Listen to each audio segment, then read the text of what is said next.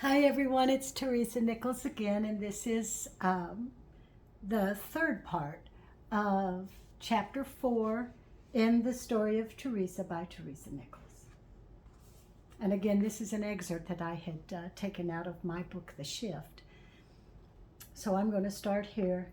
10 days after Dick died, I realized most all of the money was gone.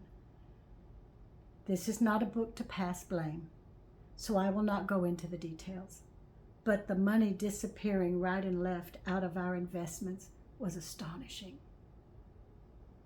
Bottom line, absolute bottom line, God did allow it. That is what I know for sure. I began to get angry with the man, and God began to speak to me to pray for him and forgive. I did not want to do that. No, please, no, God. God's peace lifted, and I lived in anger for a while. God kept nudging me to pray for him, and I kept telling God no.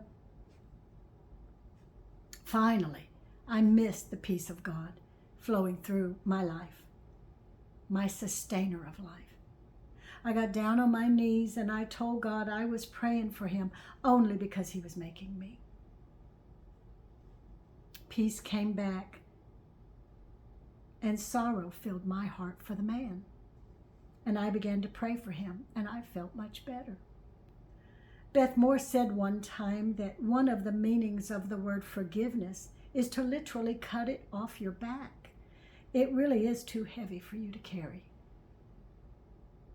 It's like dead weight. After forgiveness came in a cemented, stable form, I began to write. I took a lot of Bible study classes and came across one that suggested you write down what you sense God is saying to you at the end of each lesson. Well, that was new to me. I began to write, and God began to flow from my heart onto the page. It was just beautiful. I thought, Allison and Missy will think I am crazy after I am dead and they read this stuff, but it sure makes me feel better.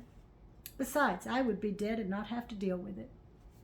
But one day I was walking in the park on a beautiful day, just walking along, when I heard a whisper in my ear, "Give my love letters to the world." I went to my apartment and began to type what I had written. I guess I had written a month or so of love letters.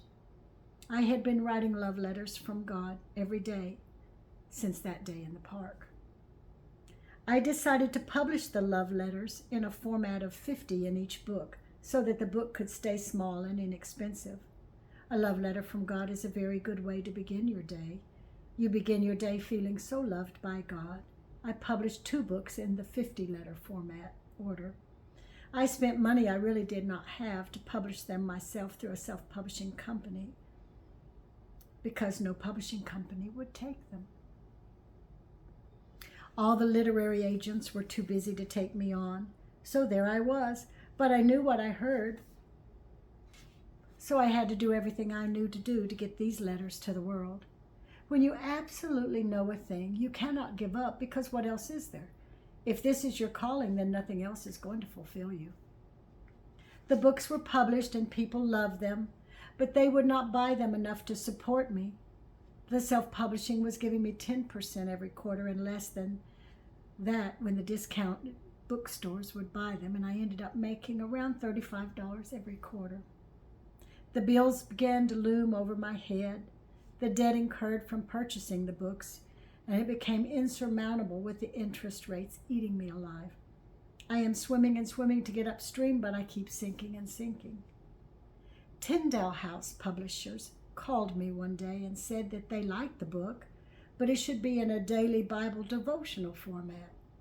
So I put them in a 365-day format, and they are now daily Bible devotionals. I began praying and fasting, and I would apply for jobs, but I was in my mid-50s and kept getting a no. I could not find a job that would sustain me to live in a house or apartment by myself. I prayed and fasted some more. I heard God say one time as I was in deep prayer for a publisher, I heard, "Do it yourself." So I jumped up from my chair and I called forth my publisher in the name of Jesus. Then I sat back down and waited. I didn't know what to do after that. In less than an hour, my sister Sharon called and said she had just met a publisher and wanted me to meet her. Within an hour, I was talking to Keisha Lapsley with Flourishing Dunamis Publishing Company. Keisha was my publisher and remains my friend today for the love letters from God's heart to yours. But God had wanted me to publish them with my own publishing company. I have Gala Bookstore now, and I sell the books through Amazon. I help other people sell their books too. I publish for other authors, not just myself now. Let me insert something here. I want to tell you something that happened to me that kept me from quitting. I had been writing about 3 years, and I was not able to find a job, and most everyone wanted my books. They just didn't want to bring enough income for me to survive. Then one day, after another bill came in, it was raining and I was discouraged, and I said, I quit. I quit. I quit. And God said, I will kill you if you quit. This is why I created you. I said, yes, sir.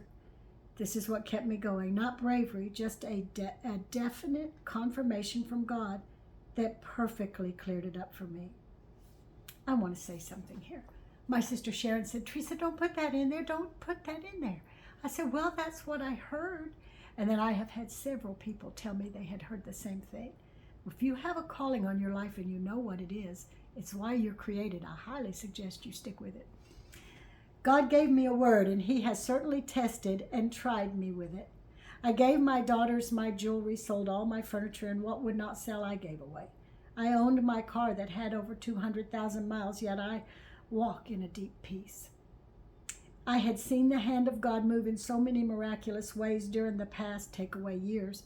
It is absolutely amazing what the Lord has done. I will share with you some of those moments in the next chapter. Do not be discouraged so far. It does get better. God does not lie. He cannot lie, and there is no lie in him. He moves us forward, whether we like it or not, one way or another, and it does end up for good. I bet my life on it. I will come back and we will do the miracles in a separate little video.